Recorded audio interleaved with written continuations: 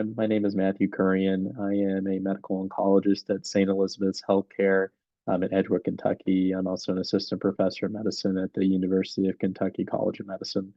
Today I'm going to be talking about kidney cancer 101.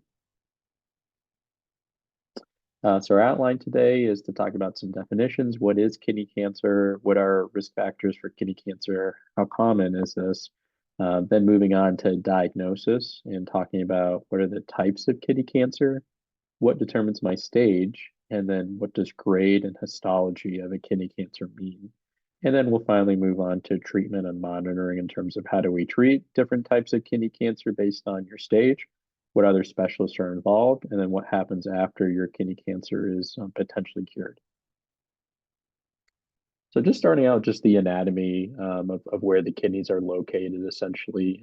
They are a little bit above the bladder and urethra, essentially. And so the kidneys are an important organ that help filter out different toxins and different substances that need to be reabsorbed by the body, like electrolytes as well. But also making sure that different proteins also stay in our body as well. We dump out the rest of our toxins that need to be dumped out as well, too. In addition to that, the kidney is connected to the ureter, which is this little connection here that goes into the bladder, essentially, and that's what we urinate out, essentially.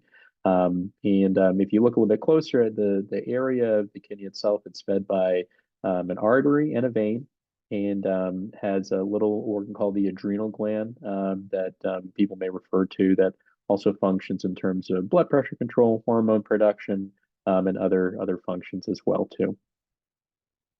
If you think about when kidney cancers form or how they form, essentially, this is an abnormal sort of collection of cells that usually is starting within the renal pelvis, but can really be in any part of the kidney. It can be on the outer part, it can be within the pelvis area, the middle part of this, it can be within the ureter as well too.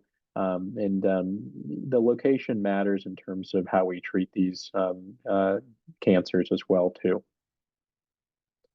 If you look at the incidence and mortality of kidney cancers, there are about 81,000 new kidney cancer cases estimated in the U.S. in 2024, with about 14,000 deaths expected.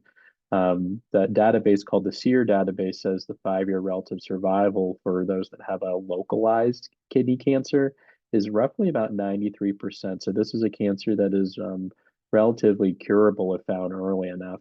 And the peak incidence is typically in men between the ages of 65 to 74. A lot of times people ask, is there screening for kidney cancer? And unfortunately, there is no screening that exists for the general population at this point in time. And the reason and the things that I talk to my patients about really is, why is this? Is that there's typically have been a lack of effective proven screening tests and a low incidence in asymptomatic people. And the majority of these kidney cancers we find are incidentally found. In terms of the patients that I see, many times the folks that have a kidney cancer is found incidentally on another scan that's done for another reason as well too. That's sort of how we find this as well too. But people can also have symptoms we'll talk about as well. Screening is recommended for the following individuals: people that have hereditary cancer syndromes such as von Hippel-Lindau syndrome, and there are many other hereditary cancer syndromes. Chronic kidney disease or acquired cystic kidney disease is another risk factor. And then a strong family history of kidney cancer as well is a time where you may consider screening for kidney cancer. If you think about risk factors, I break this down into modifiable and non-modifiable risk factors. As I sort of outlined, the peak incidence is typically in folks that are males over the age of 50 and those that have a family history as well too. But in terms of modifiable risk factors, there are a few: smoking, obesity, high blood pressure, chronic kidney disease, and certain occupational exposures such as asbestos, TCE, or cadmium exposures. If one's exposed to those in their job, can also increase the risk of kidney cancer as well. Another question that comes up really is when to get genetic testing, essentially. And so I've outlined this really into a couple key characteristics that are based off of our NCCN, or National Cancer Guidelines.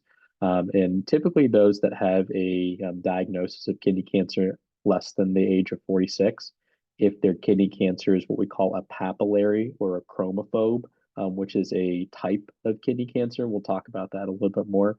And then if you have kidney cancers on tumors on both sides or multiple tumors in one kidney, or a family history, like I outlined as well, too, specifically in those with the first or second degree family member or those with hereditary cancer syndromes.